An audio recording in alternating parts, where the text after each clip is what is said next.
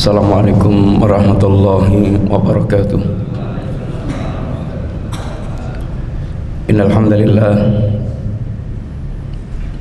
wassalatu wassalamu ala Rasulillah wa ala alihi wa ashabihi wa la hawla wa la quwwata illa billah, amma ba'du. Alhamdulillah, Bapak Ibu jamaah rahimani wa rahimakumullah. Insyaallah kita melanjutkan mengambil faidah-faidah dari sepak terjang dakwah para Nabiullah alaihi salatu wassalam, khususnya yang terhimpun di dalam Ulul Azmi. Dan kita sedang bicara tentang dakwahnya Nabiullah Musa alaihissalatu wassalam. Setelah Allah subhanahu wa ta'ala memberikan wahyu kepada Nabiullah Musa, Allah perintahkan Musa untuk kemudian berdakwah mendatangi Fir'aun. Idhab ila fir'auna innahu tagha. Wahai Musa, pergilah datangi Fir'aun, dakwailah, sesungguhnya Fir'aun adalah melampaui batas. Allah perintahkan Nabiullah Musa mendatangi Fir'aun bukan untuk menggulingkan Fir'aun, bukan untuk merebut kekuasaan Fir'aun, bukan untuk menghimpun rakyat Bani Israel yang terzalimi untuk itu mendongkel Fir'aun. Tapi Musa datang untuk mendakwakan tauhid. Maka Allah katakan, idhab ila fir'auna innahu tagha faqul hallaka ila an tazakka wa atiyaka ila rabbika fatakhsha. Kata Allah, wahai Musa, datangi Fir'aun, dia itu melampaui batas. Katakan kepada dia, mau enggak aku tunjuk, mau enggak aku menyucikan jiwa.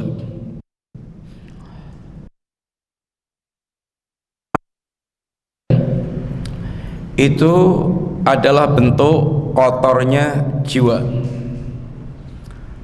Jiwa yang musyrik, jiwa yang kafir, jiwa yang munafik, jiwa yang cinta bid'ah, jiwa yang suka maksiat. Ini semuanya adalah jiwa yang kotor. Dan Allah mendatangkan para rasulnya untuk menuntun manusia. Tujuan utamanya adalah bagaimana menyucikan jiwa manusia, menjadi ahli tauhid, menjadi orang yang mereka bertakwa kepada Allah dengan menjalankan syariat yang diajarkan Rasul yang diutus oleh Allah Ta'ala. Maka selalu dakwahnya para nabi sama, fattaqullaha wa ati'un. Itu semua ucapan para nabi. Bertakwalah kalian kepada Allah, wahai manusia. Jadilah hamba Allah yang bertauhid, mentaati Allah, dan taatilah aku. Karena Rasul adalah utusan Allah yang akan menuntun manusia mereka menuju kepada jannah yang disediakan Allah Ta'ala. Dengan melakukan tarbiyah tazkiyatun nafas, sehingga tazkiyatun nafas itu tujuannya mewujudkan tauhid dalam diri seorang, mewujudkan pribadi yang mengagungkan syariat ajaran agama Allah Ta'ala, mewujudkan pribadi yang bersih dari kotoran-kotoran semisal ya maksiat, semisal bid'ah, semisal yaitu nifak, semisal kufur. Bagaimana jiwanya dibersihkan dari itu semuanya. Ada yang dikenal melakukan tazkiyatun nafas. Sufi, kata orang, kalau Anda ingin jiwanya bersih, masuklah ke sufi. Kata Imam Syafi'i, tidaklah orang masuk sufi paginya, siangnya udah gila. Pendidikannya justru menghasilkan syirik, kemudian semakin jauh dari syariat Allah SWT. Pendidikan sufi mendidik mayit, mendidik murid itu kayak jadi mayit. Namanya mayit, mau ditengkurapkan, mau dimelumahkan, mau dimiringkan, enggak bisa apa-apa. Maka kalau sampai ada murid kok mereka kemudian berani ngoreksi guru atau berani itu mengarahkan guru, kualat. Ada tingkatan namanya syariat, ma'rifat, hakikat. Kalau syariat itu tingkatannya masih terikat dengan syariat, masih sholat, masih terikat dengan syariat. Itu tingkatan paling rendah. Nanti tingkatan di atasnya lebih tinggi lagi, sampai tingkatan ma'rifat, hakikat, itu lepas dari syariat Allah Ta'ala, sehingga tambah tinggi tingkatannya, tambah kufur. Pendidikan yang penuh dengan khurafat, kadang mengharamkan yang halal, kadang menghalalkan yang haram. Dan para ulama telah menulis banyak tentang ini, sejarah sufi dan hakikat ajaran tarekat sufiyah. Di antaranya adalah Profesor Dr. Ilahi Dhahir, yang meninggalnya beliau sedang ceramah dan dipasang bom oleh orang Syiah, meninggal. Beliau adalah seorang Pakistani yang banyak menulis tentang firaq juga, di antara yang tarekat sufiyah, sejarah terbentuknya, isi acaranya, terus isi gelapnya, segala macamnya. Bapak sekalian, pendidikan tazkiyatun nufus itu mengantarkan menjadi seorang hamba yang bertauhid, hamba yang terikat dengan syariat ajaran Allah Ta'ala, hamba yang berakhlakul karimah. Ini tazkiyatun nufus. Ini adalah tazkiyatun nufus. Caranya bukan dengan teori yang macam-macam. Referensinya bukan filsafat, apalagi pakai mengambil ajaran Hindu, ajaran yang musyrik. Mau ngajari tauhid dan bersih jiwa, kok ngambil di ajarannya orang musyrik dan bahkan orang kafir juga. Ya nggak jadi. Resepnya untuk mewujudkan jiwa yang bertauhid, pakai resepnya orang musyrik, ya nggak jadi. Maka mentazkiyatun nafas itu cukup dengan Quran dan Sunnah yang diajarkan Nabi, itu sudah komplit mengantarkan kepada tazkiyatun nafas. Kata Musa, mau nggak aku tunjukkan, mau nggak aku ajak engkau, yaitu melakukan tazkiyatun nafas, membersihkan jiwa. Wa ahdiyaka ila rabbika fatakhsha. Fir'aun, bagaimana caranya untuk membersihkan jiwa? Yang pertama kali aku ajak engkau mengenal Rabbmu, mengenal Allah. Mudah-mudahan engkau bisa memiliki rasa takut kepada ini Allah Rabbmu. Ini adalah dakwah Nabi Allah Musa, dan dakwahnya semua para nabi ya seperti itu. Kemudian Fir'aun ini sesungguhnya sudah melihat semua mukjizat Nabi Allah Musa, dan sudah berulang kali. Ada mukjizat darah, ada mukjizat kata, ada mukjizat sinar dari tangannya, dan yang lainnya banyak. Udah semuanya. Dan setiap kali ditimbakan musibah lalu diangkat oleh Allah Ta'ala, mereka akan beriman dengan Musa karena Musa berdoa kepada Allah Ta'ala. Tapi ya selalu enggak. Dan ini wataknya orang kafir zaman dulu sampai sama sekarang. Makanya Allah Subhanahu wa taala katakan tentang Fir'aun ini, walaqad arainahu ayatina kullaha fakadzdzaba wa aba. Sungguhnya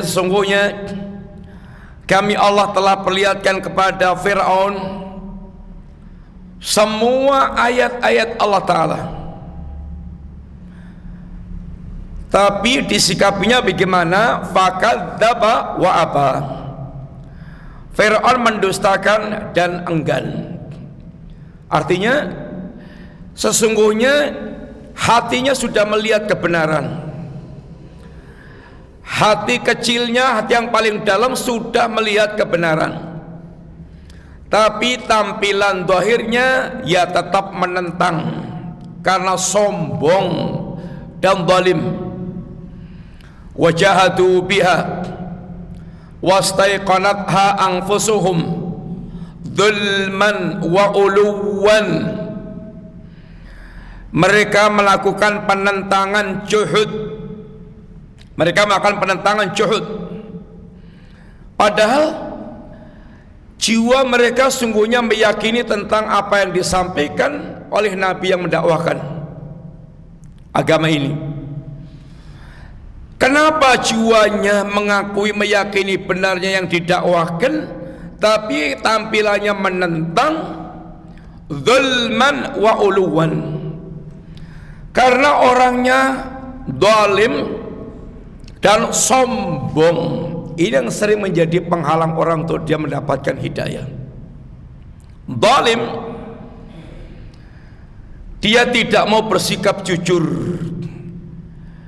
Dia zalim, ia menzalim dirinya sendiri, menzalimi orang lain, akhirnya menjadi penghalang dia untuk mendapatkan hidayah. Penghalang hidayah itu banyak banget. Ada karena rakus dunia, ada karena gila kekuasaan, ada karena gila ketokohan, ada karena ia kezaliman dia, kesombongan dia, dan contohnya ada semuanya. Iblis kufur karena sombong, aba wastakbara. Kemudian Abu Jahal, Abu Lahab demikian juga karena sombong. Kemudian Heraklius karena gila kekuasaan.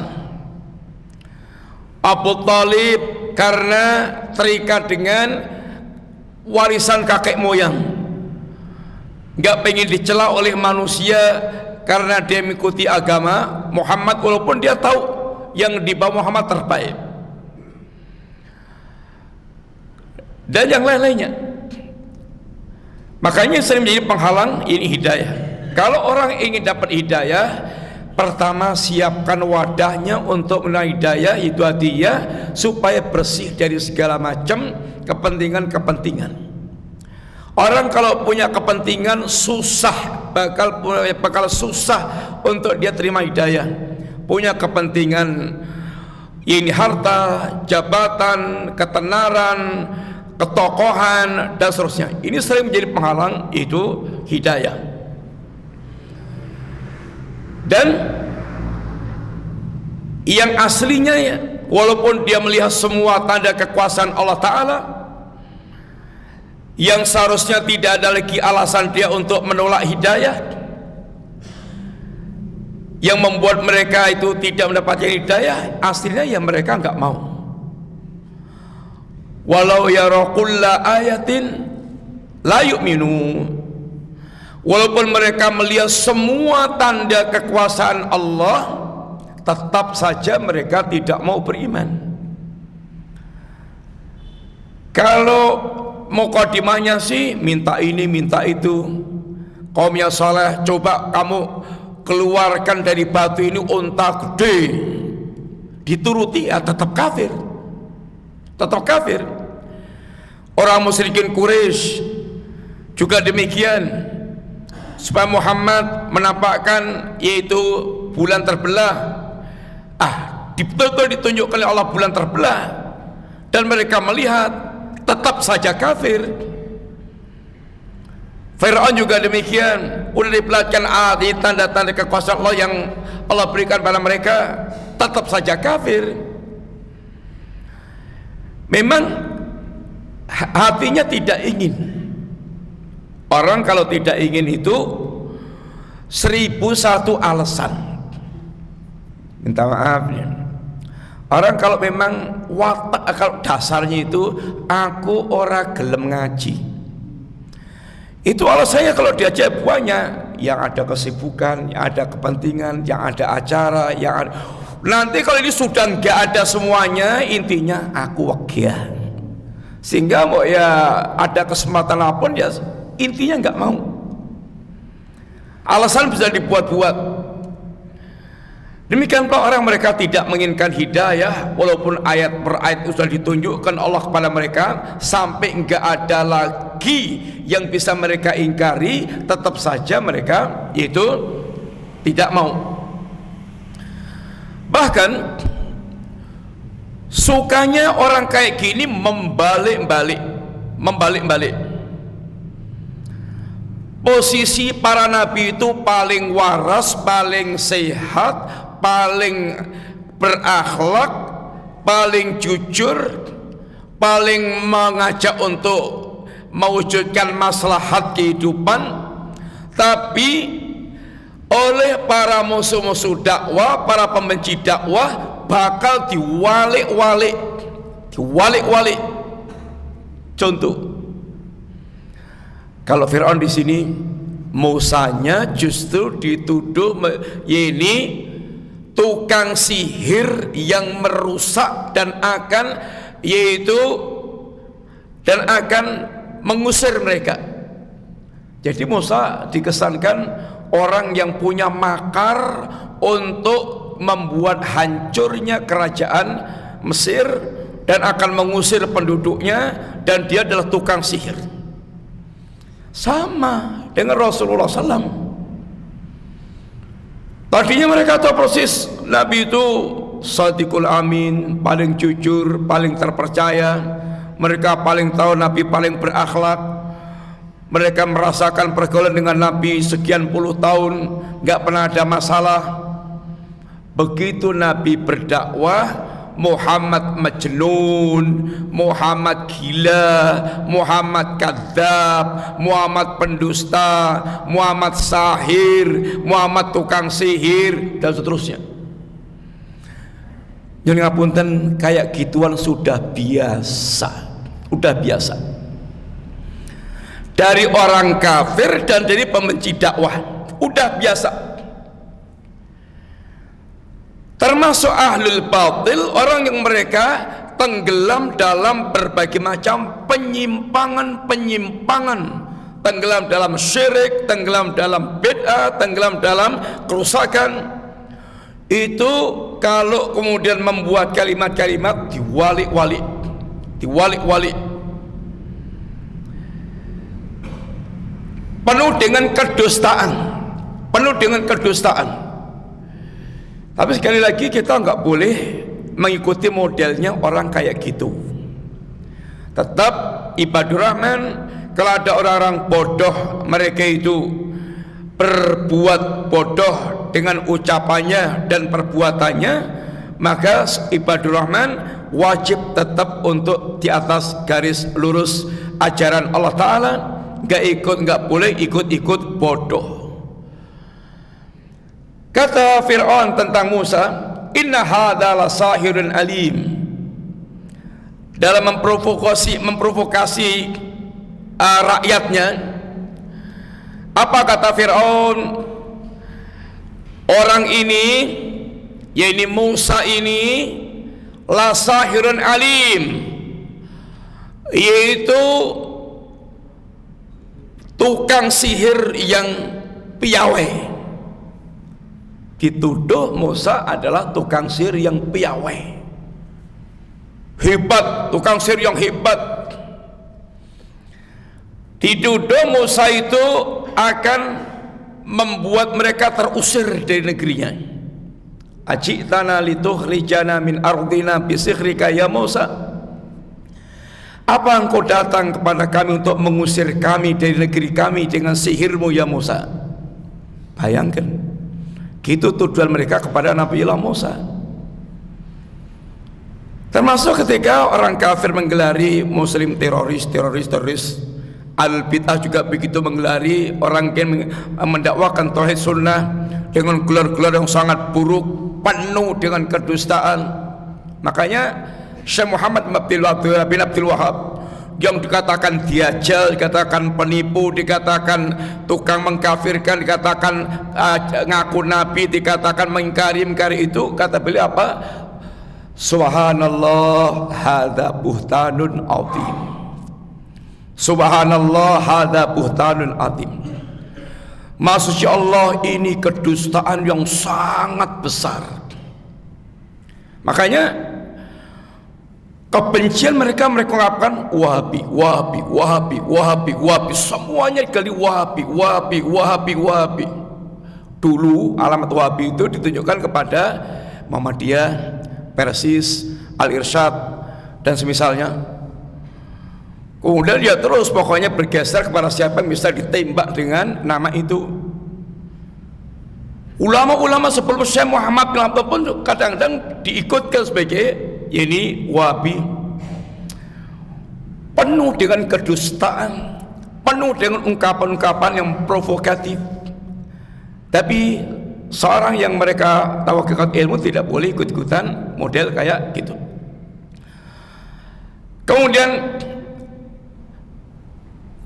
kata Nabi Allah Musa kepada mereka, qala mau'itukum yaumuz zinah. Wahai Fir'aun, pertemuan kita adalah di hari yang telah disepakati. Fir'aun karena ingin melenyapkan Musa dengan mengumpulkan tukang sihir yang saat itu pekerjaan sihir adalah favorit, pekerjaan yang paling unggulan. Fatawalla Fir'aunu fajama'a kaidahu thumma ata. Fir'aun pun kemudian bergerak mengumpulkan, mengerahkan makar, mendatangkan tukang sihir. Fajumi as-saharatu limiqat yaumi ma'lum. Maka tukang sihir dikumpulkan di hari yang telah disepakati. Berapa jumlahnya tukang sihir yang dikumpulkan Fir'aun ikhwan? Dikatakan para ahli tafsir jumlahnya itu sampai 80.000. 80.000. Banyak nggak? Oh, banyak banget. Dari semua penjuru dikumpulkan Fir'aun tukang sihir itu untuk betul-betul melenyapkan Musa. Kalau antum jadi Musanya, lihat gitu keder nggak? Ya pasti ada perasaan-perasaan yang nggak karuan. Tapi Musa sudah di briefing oleh Allah Ta'ala bagaimana melemparkan tongkat jadi ular gede sampai ketakutan, sampai Musa lari-lari. Kata Allah, Musa jangan takut, ambil lagi, jadi dia akan jadi tongkat seperti semula. Briefingnya Allah Ta'ala kepada Musa, biar ketika nanti berhadapan dengan mereka Musa sudah tidak lagi ini ketakutan sebagaimana awal melihat tongkatnya jadi ular besar. Dan tukang sihirnya Fir'aun ini ketika masih ambisi untuk membabat habis Musa, itu harapannya ya hadiah-hadiah dari Fir'aun, kedudukan di sisi Fir'aun, seandainya mereka bisa memenangkan Musa. Maka kata Allah, falamma ja'a as-saharatu qalu li fir'aun a inna lana la'ajran in kunna nahnul ghalibin qala na'am wa innakum idzal laminal muqarrabin. Ketika para tukang sihir itu sudah berkumpul, mereka mengatakan kepada Fir'aun, a inna lana la'ajran in kunna nahnul ghalibin. Wahai Fir'aun, seandainya aku menang, kami menang, kami akan dapat hadiah dari Anda. Qala na'am, kata Fir'aun, iya pasti. Wa innakum idzal minal muqarrabin, bahkan bukan hanya hadiah, kalian akan jadi orang-orang dekatnya saya. Jadi orang ring satu, jadi orang spesial bagiku. Ini paling ambisinya orang ketika mereka ini tidak punya orientasi akhirat, tidak punya orientasi Allah Ta'ala, orientasinya hanya dunia, dunia, dunia, pokoknya dapat dunia dengan cara apapun, dengan cara apapun. Kemudian ketika datang waktu tanding antara Musa dengan tukang sihir, Musa modalnya tawakal kepada Allah Ta'ala, yakin Allah yang akan mencukupi segala-galanya. Wa may yatawakkal 'ala Allah fa huwa hasbuh. Barang siapa yang dia bertawakal pada Allah, Allah akan mencukupinya. Alaihissallahu bikafin abdah, bukankah Allah yang mencukupi hambanya? Tapi ini membutuhkan keyakinan yang sempurna terhadap Allah Ta'ala. Maka ketika para tukang sihir itu sudah berdatangan, sebelum tanding Musa sudah berdakwah pula kepada tukang sihir. Musa sudah ingatkan tukang sihir. Kata Musa kepada tukang sihir sebagai nasihat, sebagai seorang nabi, ma ji'tum bihi sihru innallaha sayubtiluh innallaha la yuslihu amal al-mufsidin. Ma ji'tum bihi asir, wahai para tukang sihir, apa yang anda bawa dengan sihir anda, Allah akan lenyapkan sihir anda, Allah akan batalkan, Allah akan lenyapkan sihir anda. Allah tidak akan memperbaiki perihalnya para perusak. Dan Musa mengatakan pada mereka, wailakum la taftaru 'ala Allah kadiba, celaka kalian, jangan kalian membuat kedustaan atas nama Allah Subhanahu wa taala. Maka bagaimana Fir'aun bertindak pada Nabiullah Musa alaihissalam dan menegaskan tentang yaitu Musa, in hadani la sahirani yuridani ayuhrijakum min ardikum bisihrihima. Musa dan Harun ini dia dua orang tukang sihir, dia menginginkan untuk mengeluarkan kalian dari bumi kalian, sehingga dianggap membuat makar. Maka ketika mulai pertandingan dimulai, mereka mengatakan, ya Musa, imma an tulqiya wa imma an nakuna nahnul mulqin. Ya Musa, kamu duluan yang melemparkan tongkatmu atau kami dulu? Kata Musa, itu kalian dulu. Falqau hibalahum wa isiyahum. Mereka pun kemudian melemparkan tali temali mereka, tongkat-tongkat mereka. Wa qalu, dan mereka mengatakan, bi izzati fir'aun, demi kemuliaan Fir'aun, sumpahnya demi kemuliaan Fir'aun, inna lanahnul ghalibun, kami pasti akan menang. Kata Musa, alqu, silakan kalian lemparkan tali temali kalian. Falamma alqaw saharu ayunan nas wastarhabuhum waja'u bisihrin azim. Ketika melemparkan tali temalinya itu, maka mata-mata manusia pun tersihir, karena tali temali berubah, dalam pandangan mata manusia berubah menjadi ular. Sebelumnya tetap tali temali, tapi dalam pandangan mata manusia berubah jadi ular. Itulah yang namanya sihir, membuat mata manusia tersihir dan membuat manusia mereka ada rasa takut. Mereka telah mendatangkan sihir yang besar. Bayangkan Musa menghadapi sekian banyak tukang sihir, dan Musa dalam keadaan sendirian. Dan Allah pun wahyukan pada Musa, wa auhayna ila Musa an alqi asak. Kami wahyukan pada Musa, Musa, lemparkan tongkatmu. Lemparkan tongkatmu. Maka begitu Musa melemparkan tongkatnya, maka yang membuat mata mereka terbelalak, tongkatnya jadi ular besar yang nyedot semuanya tali temali mereka yang nampak sebagai ular. Maka saat itu betul tukang sihir menyaksikan hakikat kebenaran. Fawaqa'al haqqu wa batala ma kanu ya'malun. Maka nampak jelaslah kebenaran dan rusaklah apa yang mereka lakukan. Maka mereka pun menjadi orang-orang yang betul-betul merasa kalah.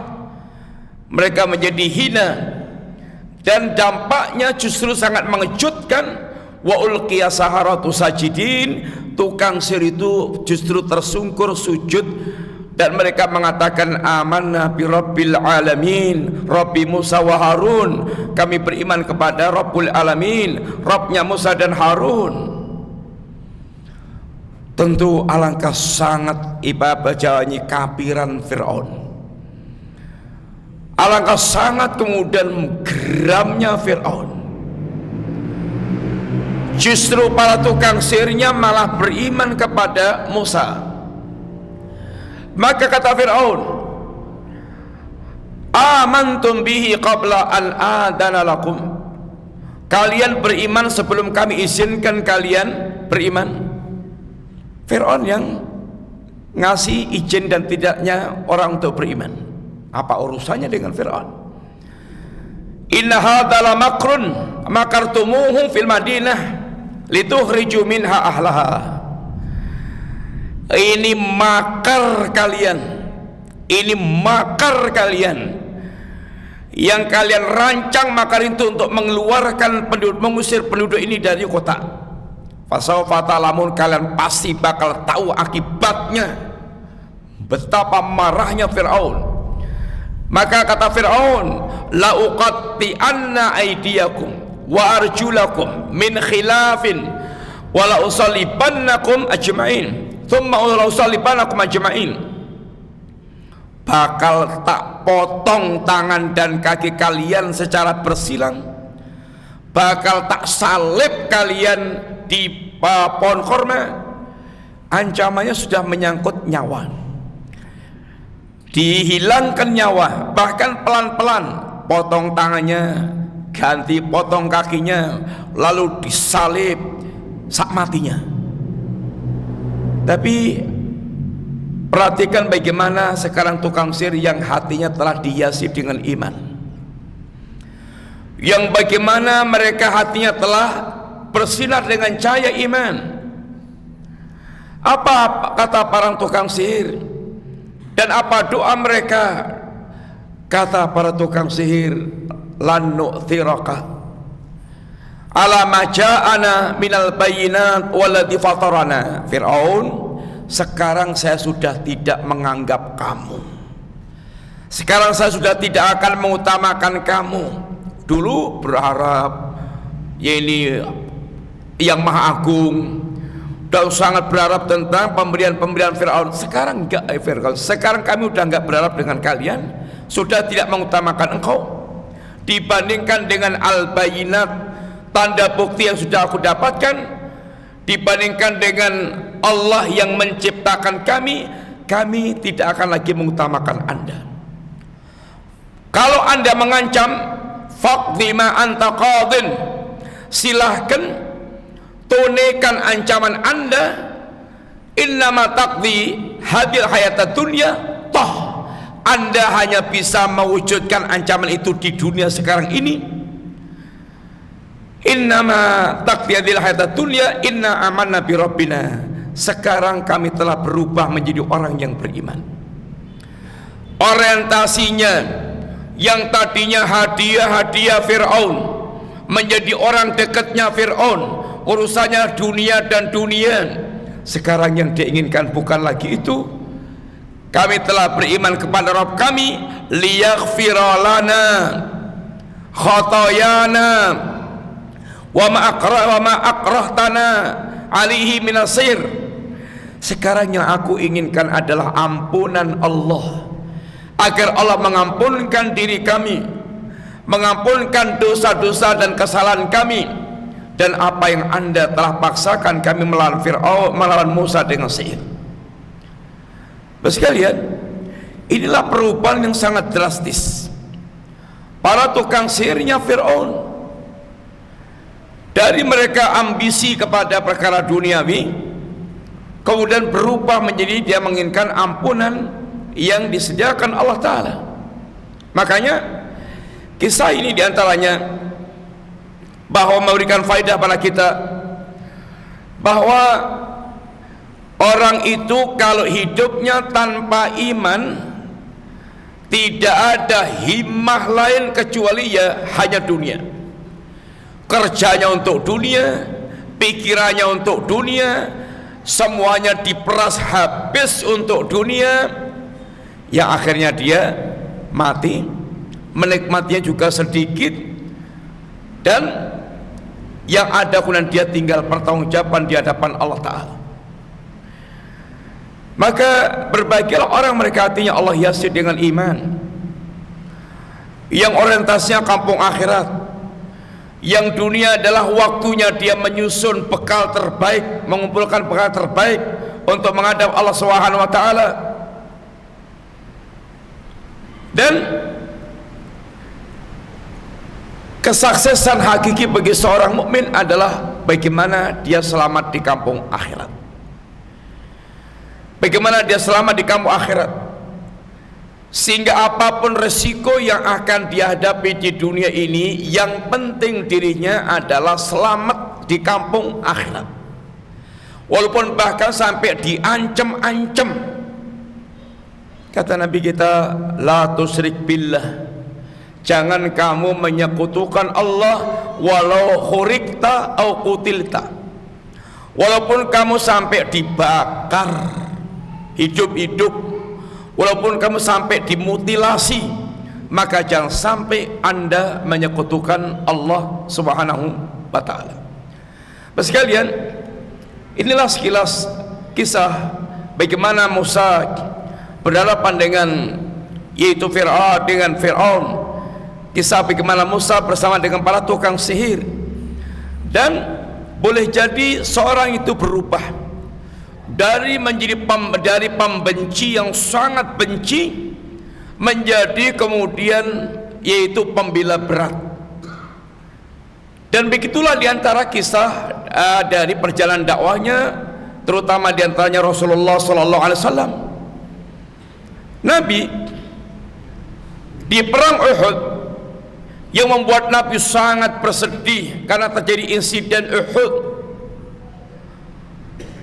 banyak yang meninggal dari orang-orang yang dicintai Nabi.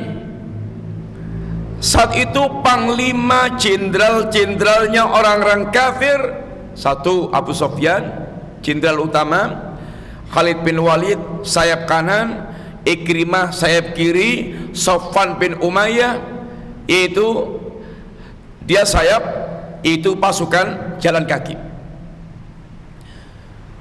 Semua keempat jenderal ini masuk Islam semuanya. Kedepannya semuanya masuk Islam, dan keislaman mereka sangat membanggakan. Kadang-kadang orang ada yang sangat benci saat ini, sedang bencinya sampai muncrat ke ubun-ubun, tapi boleh jadi satu saat berubah, dia akan menjadi pembela dakwah. Artinya dakwah itu yang lurus-lurus saja, dakwah tetap dakwah, menghadapi masalah yang bersabar, yang mudah-mudahan Allah akan buka hatinya seorang, satu saat dia bisa menerima dakwah yang disampaikannya. Sehingga jangan sampai kemudian kita juga menyimpang dari alur dakwah yang telah digariskan oleh Allah Subhanahu wa Ta'ala dan Rasulnya. Demikian dulu sekalian, mudah-mudahan bermanfaat. Jazakumullah khairan. Wassallallahu ala nabiyina Muhammadin wa ala alihi wasallam. Assalamualaikum warahmatullahi wabarakatuh.